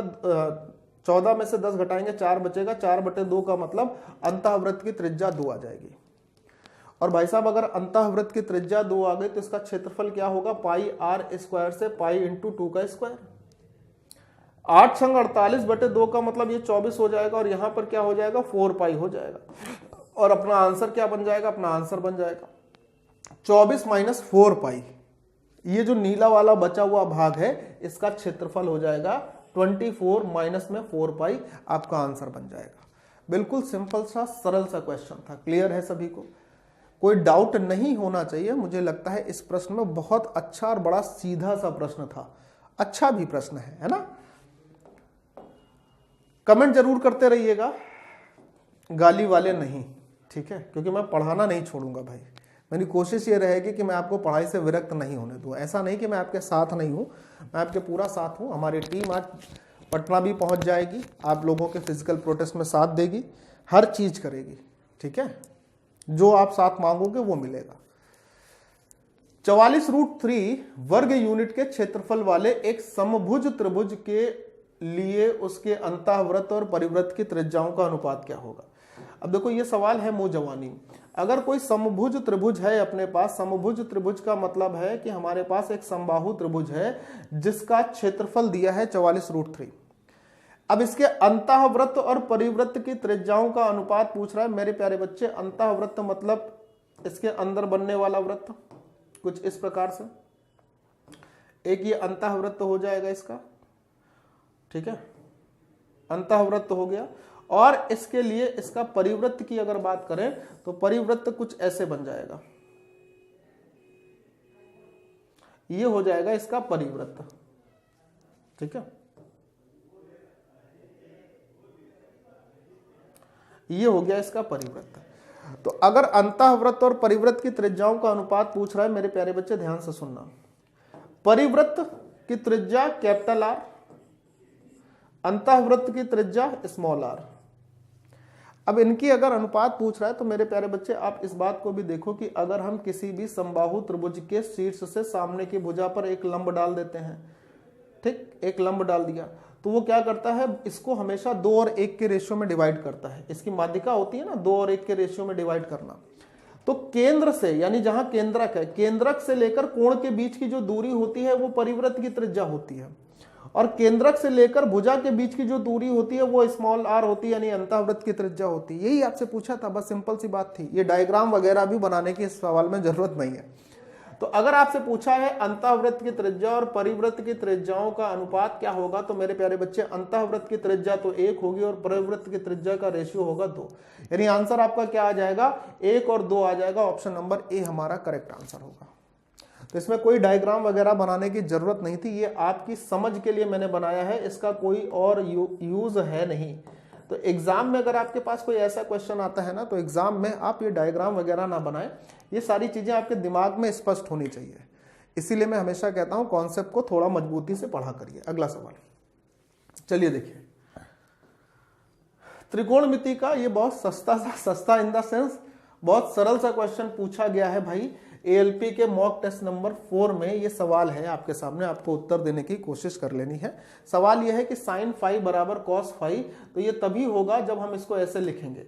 भाई आप देखो, अगर sine phi minus cos phi बराबर 0 है तो इस बात का मतलब ये होगा कि साइन फाई जो होगा वो कॉस फाई के बराबर होगा, और ये दोनों बराबर तभी होंगे जब इनका मान 45 डिग्री होता है, यानी हमें ये पता चल गया कि फाई का मान 45 डिग्री। और मेरे प्यारे बच्चे, अगर फाई का मान 45 डिग्री हो गया तो साइन फाई का मान, साइन 45 का मान होता है 1/√2, तो यहां पर 1/√2 की पावर 4 हो जाएगी। कॉस 45 का मान होता है 1/√2, इसकी पावर 4 हो जाएगी। टेन 45 का मान होता है 1, पावर में स्क्वायर है तो स्क्वायर हो जाएगा। 1/√2 की पावर 4 करेंगे तो हमारे पास 1 दूनी 2, 1/4 होगा, यहाँ पे भी 1/4 होगा और यहाँ पर 1 होगा। 1/4 प्लस 1/4 आधा होता है, 1/2 होता है, और 1/2 में मेरे प्यारे बच्चे अगर आप 1 को ऐड कर दोगे तो आपका जवाब हो जाएगा 3/2, और सही आंसर यहाँ पे भी ऑप्शन नंबर ए ही बनेगा। कौन सा बनेगा? Option number A. ये भी सरल क्वेश्चन था, सिंपल था, है ना। अगर देखा जाए तो त्रिकोणमिति के अच्छे क्वेश्चन और सिंपल क्वेश्चन में, जो कि रेलवे के लिए बहुत इंपॉर्टेंट है, ये मैं आपको हूबहू रेलवे के टीसीएस पैटर्न के लिए क्वेश्चन करा रहा हूं। रेलवे का बिल्कुल टीसीएस पैटर्न क्वेश्चन है बच्चे, ठीक है। रेलवे का बिल्कुल टीसीएस पैटर्न क्वेश्चन है, याद रखिएगा इसको। मुझे पता है कि अभी आप लोगों का मन बहुत ज्यादा पढ़ने में नहीं लग रहा होगा, लेकिन मैं कोशिश ये करूंगा कि आपकी पढ़ाई ना छूटने पाए, क्योंकि कई बार होता है क्या है कि बीच में बच्चों का ध्यान, जैसे अभी फिजिकल प्रोटेस्ट में लगा हुआ है, इससे पहले डिजिटल प्रोटेस्ट में लगा है। फिजिकल प्रोटेस्ट का असर देखिए, कल ही 2 नोटिस जारी हुआ, एक में एज रिलैक्सेशन को 3 साल दिया गया, बढ़ा दिया गया, और ये एक लॉलीपॉप दिया जाने लगने की कोशिश की गई कि टेक्नीशियन की वैकेंसी जल्द आने वाली। अगर जल्द ही आने का नोटिस देना ही था तो साथ में क्यों नहीं दिए? क्यों नहीं दिए? दे सकते थे ना टेक्नीशियन की वैकेंसी भी, तो उसके लिए अलग से नोटिस जारी करने की क्या आवश्यकता थी? इसका मतलब आपके पास वैकेंसी है भाई, और वैकेंसी है तो इसका मतलब बच्चों को आप गुमराह करने की कोशिश भी कर रहे हो। पहुंच रहे हैं पटना आज, समझ में बताएगा, अभी आएंगे सब लोग मिलकर, फिर बताते हैं। चलिए, एक गुणोत्तर श्रेणी के पहले 8 पदों का योगफल हमारे पास दिया है 6560 तथा उभयनिष्ठ अनुपात दिया है 3। प्रथम पद किसके बराबर होगा? गुणोत्तर श्रेणी के पहले 8 पदों का योगफल हमारे पास दिया है, तो और इसका उभयनिष्ठ अनुपात यानी कि कॉमन रेशियो हमारे पास 3 दिया है, ठीक। अच्छा, अब मेरे प्यारे भाई कि अगर पहले 8 पदों का हमारे पास योगफल दिया है तो योगफल का फॉर्मूला क्या होगा? जबकि r का मान 1 से बड़ा है तो आप बोलोगे सर फॉर्मूला होता है a ब्रैकेट में r की पावर n -1 अपॉन में r -1, यही होता है। याद है? बोलोगे हाँ सर याद है। हमसे पहला पद ही पूछ रहा था, a का मान पूछ रहा है, r का मान हमको दिया ही हुआ है। ये 8 पदों का जो योगफल है वो किसके बराबर है? 6560 के बराबर है। a की जगह a, r का मान 3 है, ऊपर पावर n की जगह क्या रखोगे? 8 रखोगे, क्योंकि 8 पदों का योगफल दिया हुआ है, -1 बटे में हमारे पास r-1 यानी कि 3-1। 3-1 होगा 2 का गुणा इसमें कर लेंगे, 2 0 0, 2 छंग 12 के 2, 2 पंचे 10 और 1 11 के 1 हासिल 1, 2 छंग 12 और 1 13, 13,120 बराबर यहाँ पर 1। यहाँ पर 3 की पावर 8 क्या होगा मेरे प्यारे भाई, ध्यान से सुनना, 3 की पावर 8 का मान होता है 6,561 माइनस 1 हो जाएगा। यह 3 की पावर 8 जो होता है वो 6,561 के बराबर होता है। अब 6,561 में से 1 को घटाइएगा ना तो आपके पास 6,560 बचेगा, तो यहां पर हो गया 13,120। ये स्टेप लिखने की आवश्यकता नहीं है, यहां पर घटकर आ गया 6,560।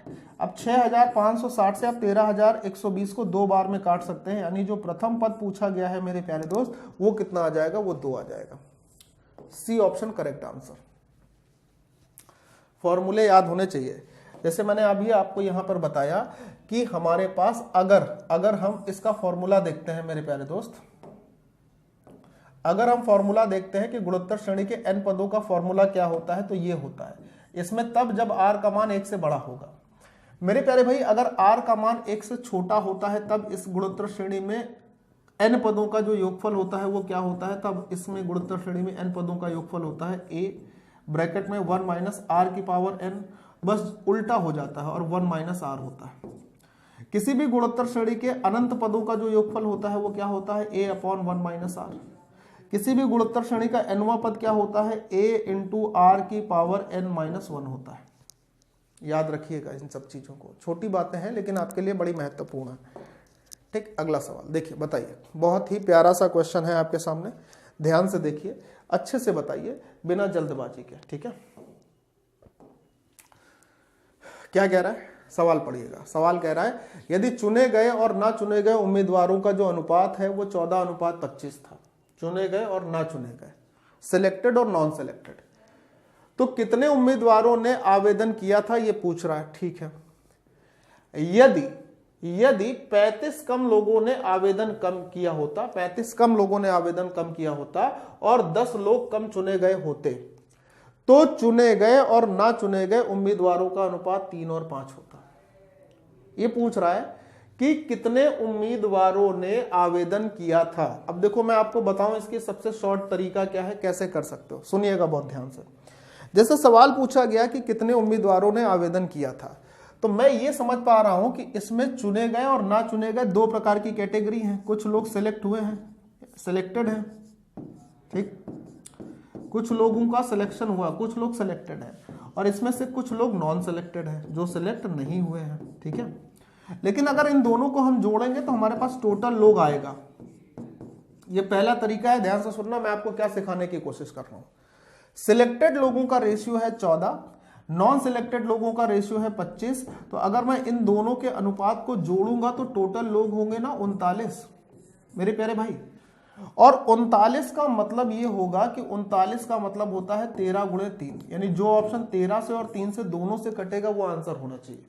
देखो 13 से कटता है क्या, आप बोलोगे 195 कट जाता है, 13 एकम 13 7 बचेगा, यहाँ पर 75 ये नहीं कटता है सर, 13 एकम 13 5 बचेगा, नहीं कटता है, 13 एकम 13 4 बचेगा, नहीं कटता। एक ही आंसर है जो कि 13 से कट रहा है, आंसर हो गया 195 करेक्ट। सीधा सीधा आंसर हो गया, क्योंकि हमसे ही पूछा गया था ना कि कितने उम्मीदवारों ने आवेदन किया था, तो आवेदन में तो जो सिलेक्ट होंगे और जो नहीं सिलेक्ट होंगे वो सभी शामिल होंगे।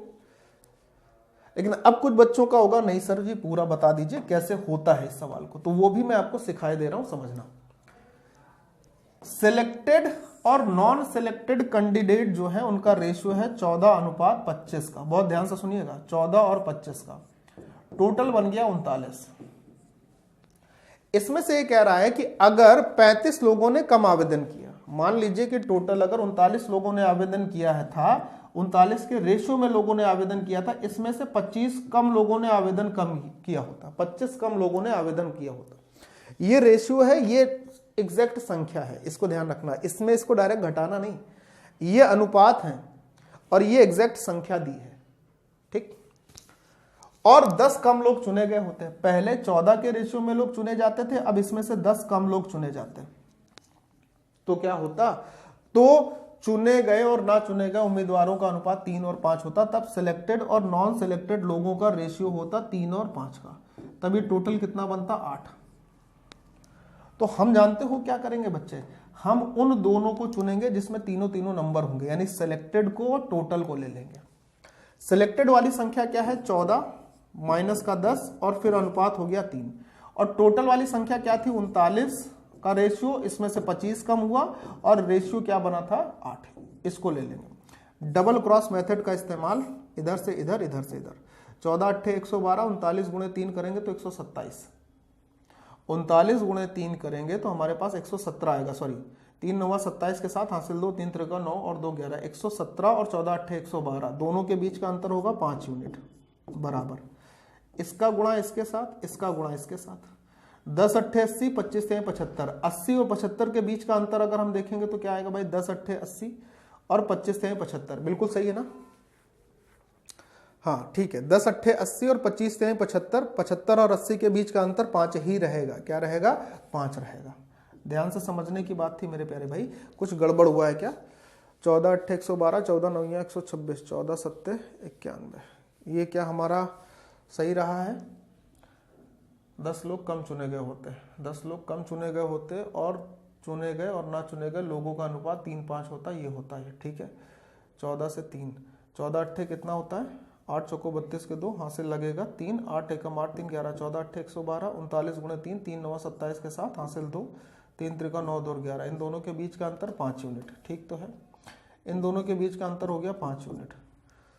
25 लोग ने 35 कम लोगों ने आवेदन किया होता तो ये 35 है, ये कितना है बच्चे 35 है, ठीक है। अब 10 अट्ठे 80, 35 गुणे 3 105, 105 और 80 के बीच का अगर अंतर देखेंगे तो 25 आएगा, तो 5 यूनिट का मान अगर 25 है तो 1 यूनिट का मान बच्चे कितना होगा 5 होगा। अच्छा 1 यूनिट का मान अगर 5 हो गया तो हमसे कह रहा था टोटल कितने उम्मीदवार थे, तो वो तो 39 के रेशियो में थे, तो 39 का मान क्या होगा 39 गुणे 5, 39 गुणे 5 195 होता है। तो आप ऐसे सवाल को पूरा भी बना सकते थे, लेकिन मुझे नहीं लगता इसकी कोई आवश्यकता थी, ठीक है, थोड़ा सा दिमाग लगाते तो सवाल वहीं पर समाप्त हो जाता। क्लियर है, परफेक्ट शॉट, ये भी, ये सवाल को लिख लीजिए, ये बहुत अच्छा क्वेश्चन, इस सवाल को लिख लीजिए, वेरी वेरी इंपॉर्टेंट, ये आपके लिए रेलवे के लिए बहुत बहुत इंपॉर्टेंट क्वेश्चन होने वाला है, रेशियो एंड प्रोपोर्शन से क्वेश्चन है, लेकिन है बड़ा जबरदस्त, इसको जरूर लिख लेना, ठीक है, बहुत अच्छे ढंग से, और दोबारा देखना भी जरूर इसको। चलिए सरकार, नेक्स्ट क्वेश्चन देखिए आपके सामने। 3 संख्याएं इस प्रकार हैं कि उनमें से किसी 2 का औसत तीसरी संख्या में जोड़ा जाता है तो प्राप्त संख्याएं इतनी इतनी हो जाती हैं, तीनों मूल संख्याओं का औसत क्या होगा, यानी जो हमारे पास तीनों संख्याएं थी उनका औसत क्या होना चाहिए, ये प्रश्न है, ठीक है। चलिए पढ़िए ध्यान से, मैं आपको सिखा देता हूं, समझा देता हूं, समझो। मान लीजिए कि हमारे पास 3 संख्याएं हैं ए बी और सी, ध्यान से सुनना, हमारे पास 3 संख्याएं हैं ए बी और सी, इनमें से किन्हीं 2 के औसत को तीसरी में जोड़ा जाता है। मान लो हम ए और बी का औसत लेंगे तो ए और बी का औसत क्या होगा, दोनों का योग बटे 2, इसको अगर हम सी में जोड़ते हैं तो हमारे पास पहली संख्या आती है 164 के बराबर। फिर हम आगे के 2 का औसत लेते हैं, बी और सी का औसत ले लेते हैं, तो बी और सी का औसत दोनों को जोड़कर अगर इसे हम ए में जोड़ते हैं तो हमारे पास क्या आता है 158 आता है। और अगर हम तीसरी संख्याओं में का औसत लेते हैं, सी और ए का औसत लेकर इसे अगर बी में जोड़ देते हैं तो हमारे पास क्या तीसरी संख्या मिलती है 132 मिलती है। हमसे क्या पूछ रहा है, हमसे पूछ रहा है मेरे प्यारे भाई तीनों मूल संख्याओं का औसत क्या होगा, यानी जो पूछा गया है तीनों मूल संख्या हमारे पास ए बी सी थी, इन तीनों मूल संख्याओं का औसत पूछ रहा है, ये पूछ रहा है हमारे पास a प्लस सी बटे 3 कितना होगा, ये पूछा गया है, ठीक है। ऐसे प्रश्न में आपको करना क्या है मैं आपको बता देता हूं, आप ट्रिक लगाइए, एक शॉर्ट ट्रिक होती है, उस ट्रिक का इस्तेमाल करिए और ट्रिक के इस्तेमाल से आपका सवाल बड़े आसान हो जाएगा। देखिए क्या है, मैं आपको थोड़ा सा समझाता हूं। अगर मैं इसका गुणा इसमें कर लूं, इसका गुणा इसमें कर लूं, इसका गुणा इसमें कर लूं और सबको जोड़ दूं तो हमारे पास 2c प्लस सी प्लस सी 4c हो जाएगा, 2a प्लस ए प्लस ए 4a हो जाएगा, 2b प्लस बी 4b हो जाएगा। यानी हमने यहां से 4 तो कॉमन करने के बाद a प्लस बी प्लस सी तो ले ही लेना है। साथ ही साथ मेरे प्यारे भाई ध्यान से सुनना, इस 2 का गुणा इसमें के साथ साथ इसमें होगा, इस 2 का गुणा भी इसमें होगा, इस 2 का गुणा भी इसमें होगा, यानी इन तीनों संख्याओं को जोड़कर 2 का गुणा होगा ही, इसका 2 गुना, इसका 2 गुना, इसका 2 गुना लिखा जाएगा। तो 2 इससे भी हम कॉमन करके संख्याएं लिख लेंगे क्या 132, 132 प्लस में 158 प्लस 164, 158 प्लस 164, ये लिख लिया 2 गुना करके। ध्यान से सुनना। अब हमको मेरे प्यारे भाई क्या चाहिए था, a प्लस बी प्लस सी बटे 3। यहां पर हमें 3 लाना है, तो मैंने क्या किया, अगर हमको 3 लाना ही है तो यहां से 4 को मैं हटा लेता हूं और 4 को मैं इसके नीचे लिख देता हूं। अब मुझे यहां चाहिए था 3, तो मैं 3 यहां बनाता हूं, तो इसके लिए 3 का गुणा यहां पे भी कर ले रहे हैं।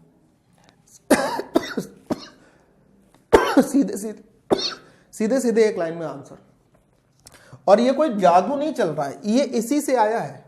ये कोई जादू नहीं कि ट्रिक मैंने आपको बता दी तो कोई जादू हो गया, नहीं सर, इसी को मैंने सॉल्व किया है, बस जल्दी सॉल्व किया है, और वही जल्दी सॉल्व करने के बाद का जो रिजल्ट है वो सामने है, और कोई एक्स्ट्रा नहीं है।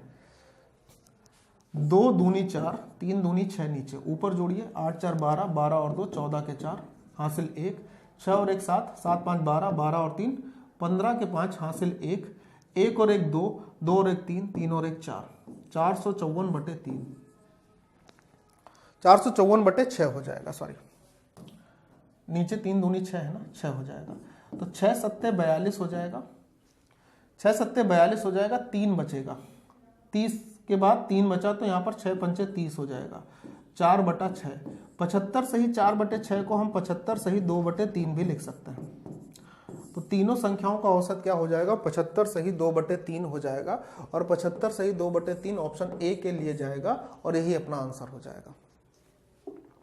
इसको नोट करो, very very important, very very important question, मजेदार क्वेश्चन, जरूर नोट करिएगा, छोड़ना नहीं ऐसे प्रश्नों को, सीखिए, ठीक है। बहुत प्यारा क्वेश्चन था, मजेदार। चलिए अगला प्रश्न देखिए, बताइए।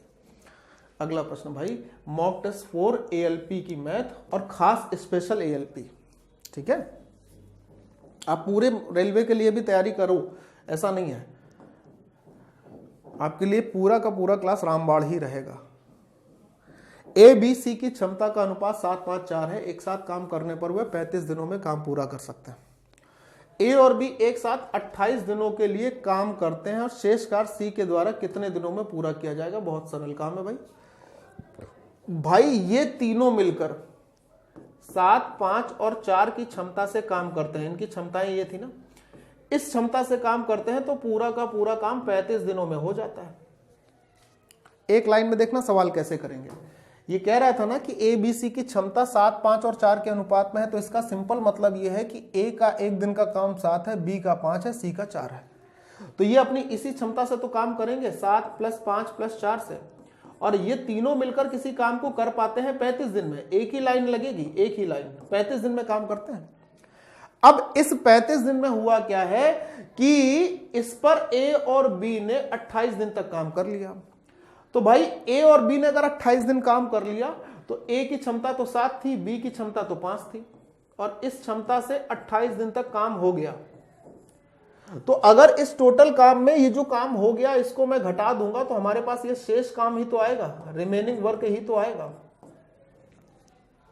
और इस शेष काम को मेरे प्यारे भाई किसको करना है, C को करना है। देखो C को करना है, और C की क्षमता कितनी है, 4, तो बटे हो गया 4, सवाल हो गया खत्म। एक ही लाइन लगेगी, सॉल्व करना है।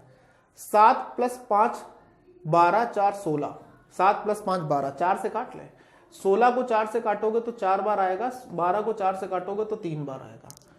35 × 4 140 में 28 × 3 घटाएंगे तो 140 में से अगर मैं 84 घटा लेता हूं, 35 × 4 140, 28 × 3 84, 140 में अगर हम 84 घटाएंगे तो अपने पास 56 बचेगा।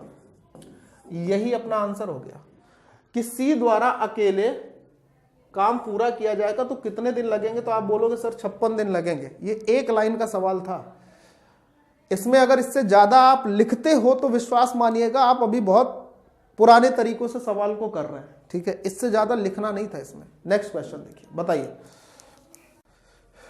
ठीक है। चलिए अगला सवाल देख लीजिए क्या है। 44 किलोमीटर प्रति घंटे की गति से चल रही एक रेलगाड़ी उसी दिशा में 8 किलोमीटर प्रति घंटे की गति से चलने वाले व्यक्ति को, किसको, व्यक्ति को 15 सेकंड में पार करती है, ठीक है। यदि रेलगाड़ी विपरीत दिशा से आने वाली महिला को 10 सेकंड में पार कर रही हो तो महिला की गति क्या होगी। दो कंडीशन है यहां पर। एक बार ट्रेन व्यक्ति को पार कर रही है जो कि उसी दिशा में चल रहा था, और एक बार उस वही ट्रेन सामने से यानी विपरीत दिशा से आने वाली महिला को पार कर रही है। तो महिला की गति पूछा है। तो जब भी कोई ट्रेन किसी व्यक्ति को पार करती है तो उस स्थिति में ट्रेन अपनी लंबाई के बराबर दूरी चलती है। और मान लीजिए कि अगर ये ट्रेन चल रही है और इसी दिशा में एक व्यक्ति चल रहा है, तो दोनों की जो गति होंगी ना उसका अंतर लिया जाएगा। तो 44 और 8 का अंतर लेंगे मेरे प्यारे भाई, तो 32 किलोमीटर हो जाएगा। अच्छा, इस 32 को मेरे प्यारे दोस्त क्या करना है, इस 32 को आप मीटर पर सेकंड में बदल लें तो 5/18 का गुणा हो जाएगा। इधर से घूम के लिखता हूं, राइटिंग बहुत डिस्टर्ब हो जाती है ना। 32 हो गई, और इसमें अगर हमने गुणा कर लिया 5/18 से, तो ये मीटर पर सेकंड में आ जाएगा। अब ट्रेन अपनी लंबाई के बराबर दूरी चलेगी, तो मान लो ट्रेन की लंबाई L है और तब इसको पार करने में 15 सेकंड का समय लग रहा था, तो ये भाई साहब 15 सेकंड हो गए। यहां से हमें क्या मिलेगा, ट्रेन की लंबाई मिल जाएगी। आप बोलोगे हाँ सर, देखो कैसे मिलेगी। 3 × 5 = 15, 3 × 6 = 18, 2 से 3 बार ये कट जाएगा, 2 से 16 बार ये कट जाएगा। करेक्ट है, कोई दिक्कत नहीं होनी चाहिए। 16 × 5 = 80, 80 × 5 = 400, 400/3, यानी ट्रेन की लंबाई हो गई 400/3 मीटर। अब क्या हो रहा है कि ये वाली लंबाई की ट्रेन जो है विपरीत दिशा से आ रही महिला को पार करती है। ट्रेन की गति अभी भी वही है 44। अब तो ट्रेन की लंबाई भी पता चल गई कि ट्रेन की लंबाई हो गई 400/3। अब ये विपरीत दिशा से आ रही महिला को पार करती है जिसकी गति आपको बतानी है। मान लो उसकी गति है x, तो कंडीशन वही लगेगी जिसे 10 सेकंड में पार कर रही थी। कंडीशन तो वही लगेगी ना कि अगर दो ट्रेनें एक दूसरे की या दो व्यक्ति एक दूसरे के विपरीत दिशा में है तो उनकी गतियों को जोड़ते हैं। तो यहां पर गति जब जुड़ेगी तो 44 + x हो जाएगा। मीटर पर सेकंड में बदलने के लिए 5/18 का गुणा हो गया, बराबर ट्रेन किस लंबाई की है, 400/3 की। साथ ही साथ अगर हम बात करते हैं तो ट्रेन ने पार कितने सेकंड में किया, 10 सेकंड में, तो 10 सेकंड यहां हो गए। सॉल्व कर लीजिए, आपका आंसर आ जाएगा। 3 से कट गया 6 बार, 1 0 से 1 0, ये खत्म हो गया। अब अगर हम गुणा भाग करते हैं इसमें तो हमारे पास क्या मिलेगा, जरा देखिए। 5 से इसको और काट लीजिए तो 5 × 8 = 40 हो जाएगा। 8 × 48 में से 44 को माइनस कर लेंगे तो जो महिला की गति होगी वो कितनी हो जाएगी, 4 हो जाएगी। और हमसे जो पूछा गया था, मेरे ख्याल से यही पूछा गया था, कुछ और भी छूट रहा है क्या अपने पास से। 10 सेकंड में ही तो पार कर रही थी महिला को 400/3। हाँ, तो एक बार इसको देख लेते हैं। तो 32 × 5/18 L में 15 सेकंड में पार किया था व्यक्ति को सेम दिशा में। 32 और 8 44, यहाँ पे 32 नहीं होगा, यहाँ पर 34 होगा। यहाँ पर 32 की जगह क्या होगा मेरे प्यारे दोस्त, तो 34 होगा। तो सब मामला फिर वहीं से डिस्टर्ब हो जाता है। 44 और 8 के बीच का अंतर हो जाएगा 36। बच्चे क्या हो जाएगा, 36। 36 × 5/18 बराबर में L में कितना हुआ था, 15। 18 दूनी 36, 5 दूनी 10, 10 गुणे ये, तो ट्रेन की लंबाई आ गई 150 मीटर की। 5 दूनी 10 × 50, तो ट्रेन की लंबाई आ गई 150 मीटर। ये ट्रेन हो गई 150 मीटर लंबी। अब ये 150 मीटर लंबी ट्रेन अपने विपरीत दिशा से आ रही एक महिला को पार कर रही है, तो इसका मतलब क्या होगा कि 44 में महिला की गति को जोड़कर 5/18 से गुणा करेंगे। और क्योंकि ट्रेन 150 मीटर लंबी थी और इसको पार किया जा रहा था 10 सेकंड में, तो 0 से 0 कट भी जाएगा। 5 से बाबू इसको काट लेंगे तो 5 × 3 = 15 होगा। 18 × 3 = 54 में से 44 को माइनस करिएगा तो हमारे पास क्या आ जाएगा, महिला की गति जो होनी चाहिए वो 10 किलोमीटर प्रति घंटे होगी। ये ऑप्शन आपका आंसर हो जाएगा। बोलिए ठीक है। अच्छा, सिंपल क्वेश्चन था, लेकिन सिंपल क्वेश्चन में भी कई बार अगर आप संख्याओं को, जैसे यहां पर हुआ, आप अगर संख्याओं को ध्यान नहीं रखते हैं तो कई बार यहां पर गलती होने की गुंजाइश हो जाती है। खास तौर पर ऐसे सवाल जिसमें एक ही ट्रेन एक ही सवाल में किन्हीं दो ऑब्जेक्ट के साथ क्रॉस करती है, कि एक बार व्यक्ति को क्रॉस कर रही थी और एक बार महिला को। तो अगर ऐसा कोई भी प्रश्न आपके सामने एग्जाम में दिखाई देगा तो आपको ध्यान क्या रखना है, आपको ध्यान रखना है कि जो संख्याएं लिखी हैं, जो डिजिट्स लिखी हैं, उसका ध्यान आपको विशेष तौर पर रखना होगा। जो संख्याएं लिखी है ना, उसको ध्यान से रखते हुए आपको सवाल को करना होगा भाई। ठीक है, चलो आते हैं नेक्स्ट क्वेश्चन पर, अगले सवाल पर। तो हमारा अगला प्रश्न ये रहा, ध्यान से देखना है। दो जार है A और B में दो द्रव P और Q का घोल है। जार A और B में P और Q का अनुपात 2, 19 और 1, 11 है। यदि जार A के 7 लीटर घोल और जार B के 4 लीटर घोल को मिला दिया जाता है तो नए मिश्रण में P और Q का घोल क्या होगा। देखिए मिश्रण एंड एलिगेशन का ये क्वेश्चन बहुत उम्दा है, मैं आपको समझाता हूं। देखो हमारे पास दो जार हैं ए और एक जार है हमारे पास बी। इन दोनों जारों में पी और क्यू का घोल है, इसमें भी पी और क्यू है और इस जार में भी पी और क्यू का ही घोल है। इस जार में पी और क्यू का घोल है 2 और 19 के अनुपात में, मेरे प्यारे बच्चे ध्यान से सुनना। और इस जार में इसका जो घोल है वो है 1 और 11 के अनुपात में। इस जार का 7 लीटर लेना है, इस जार का 4 लीटर लेना है। तो अगर इससे ऐसे हम 7 लीटर लेने लगे और इससे ऐसे 4 लीटर लेने लगे तो बेड़ा पार हो जाएगा। ये तो फिर बहुत कॉम्प्लिकेटेड हो जाएगा सर। कुछ ऐसा बताइए कि ये 7 और 4 लीटर का हिस्सा अगर ले भी तो हमारे लिए सवाल सरल रहे। जी, आपको ऐसे प्रश्नों में सबसे पहले जो इनकी मात्राएं होती है ना उसको बराबर कर लिया करो। जैसे इसकी टोटल मात्रा 19 + 2 21 दिख रही है, इसकी टोटल मात्रा 11 और 1 12 दिख रही है। तो अगर दोनों को बराबर करना है तो 84 बनाते हैं दोनों का एलसीएम। इसमें 4 का गुणा करके बनाएंगे, इसमें 7 का गुणा करके बनाएंगे। इसमें 4 का गुणा हुआ है भाई, इसमें 7 का गुणा हुआ है।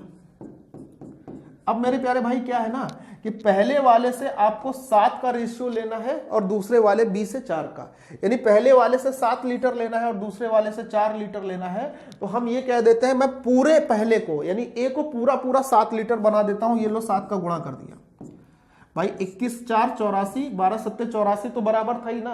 अब पहले वाले से 7 लीटर लेना है तो 7 का गुणा इसमें कर दीजिए और दूसरे वाले से 4 लीटर लेना है, 4 का गुणा इसमें कर दीजिए। लीजिए सवाल सरल भी हो गया, खत्म भी हो गया। ये 7 का गुणा और ये 7 का गुणा और इसमें हमारे पास 4 का गुणा और 4 का गुणा और, ये लीजिए सवाल खत्म हो गया। अब जो नई धातु बनेगी उसमें पी देखिए कितना है इसमें, तो 7 चौको 28 दूनी 56, क्यू कितना है 7 चौको 28 गुणे 29, 19 चौको 76 गुणे 7 होगा।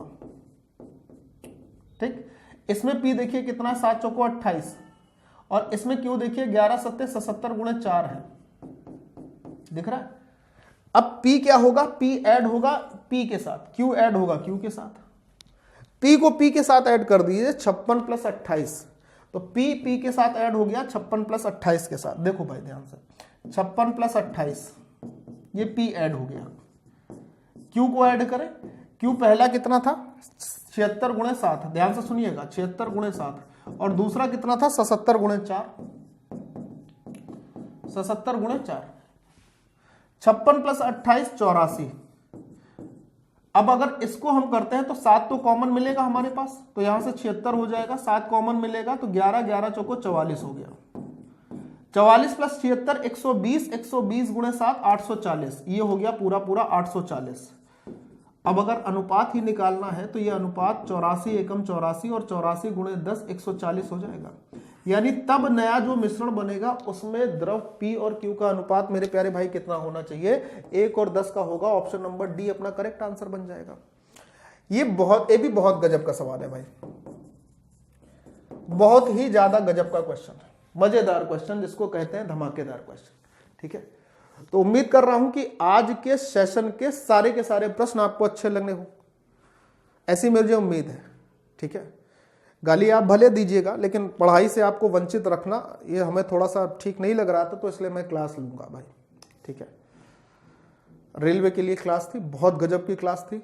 एग्जाम कैलेंडर भी अभी जारी कर दिया गया है, आपको पता होगा एग्जाम कैलेंडर को भी जारी कर दिया गया। मैं उसके विषय में भी आपको थोड़ी सी सूचना दे रहा हूं कि आपके लिए एग्जाम की एएलपी एग्जाम की 2024 एएलपी एग्जाम 2024 5996 जो वैकेंसी थी 5696, इसके लिए आपका नोटिफिकेशन जारी कर दिया गया है कि जून से लेकर अगस्त तक आपका CBT 1 हो जाएगा, CBT 1 हो जाएगा। इसके बाद अगला बता रहे हैं कि अक्टूबर तक, यानी अगर देखा जाए 1 महीने सितंबर में आपका CBT 2 हो जाएगा, CBT 2। उसके बाद CBAT जो टेस्ट होता है वो नवंबर 2024 तक होने की संभावना है, ये आपका अक्टूबर नवंबर में हो जाएगा। साथ ही साथ 2025 जनवरी 2025 में ये आपके लिए रेलवे में एएलपी की फिर से न्यू रिक्रूटमेंट की वैकेंसी भी दे देंगे। अभी ये सूचना भी जारी हो चुकी है, इसको भी ध्यान से समझना है आपको।